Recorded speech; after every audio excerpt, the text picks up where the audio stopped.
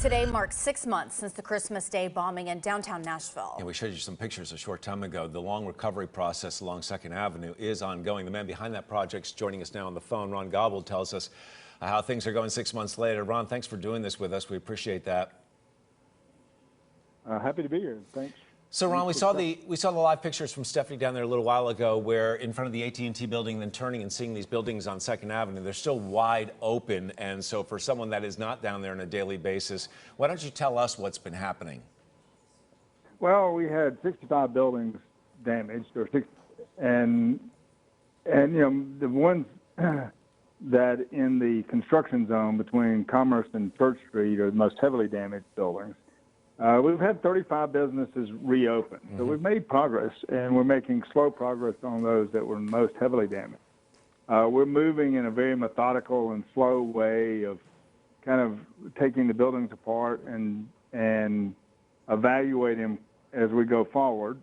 Every week I get structural engineers reports, and in some cases we're just now getting to some areas of the building to determine the condition. But we're making progress. It's slow. It's tedious. Our first priority, obviously, is to protect the safety and health of the public and workers. The second priority is to maintain as much of the historic character as we possibly can once the damage is totally assessed. But we are moving. Some property owners are, as I said, that were less damaged or back open, and then some of the properties that you know, we're just having to take it literally one brick at a time. Ron, what is your hope for 2nd Avenue? What's an ideal or what's a realistic timeline? Well, I mean, I think we're going to be having it's going to be a heavy construction zone.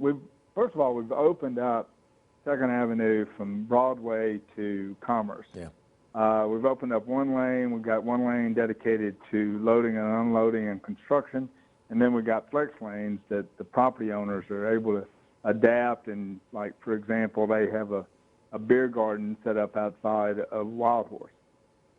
So those kind of things, when we have several people who are looking to put on-street dining and those kind of things in that block. This next block is certainly going to be blocked off probably to the end of the year, maybe even longer, as AT&T reconstructs their building. Yeah. They've got to put a whole new facade on that side, and then the historic buildings across the street are going to come in.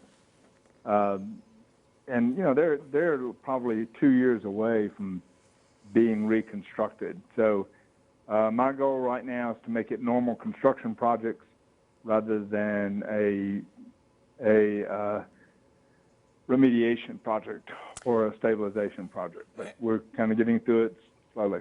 I hate to do this with 30 seconds left, Ron, but there have been talk about doing a new concept down there, maybe viewing toward the river more. Or will 2nd Avenue feel like old 2nd Avenue, or are there going to be some significant changes in the time we have left?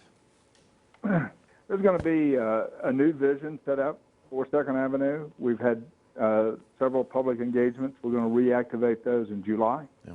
And out of that will be a new streetscape concept for the 2nd Avenue area that enhances what's already there. And then the 1st Avenue and Riverfront Park area is going to be following along after that, along with some of the other things that the city's planning for across the river. So those things are in process, and we'll be starting up public engagement literally in the month of July. Ron, it's always a pleasure to speak with you and get these updates. Thank you for your time. Thank you for your time.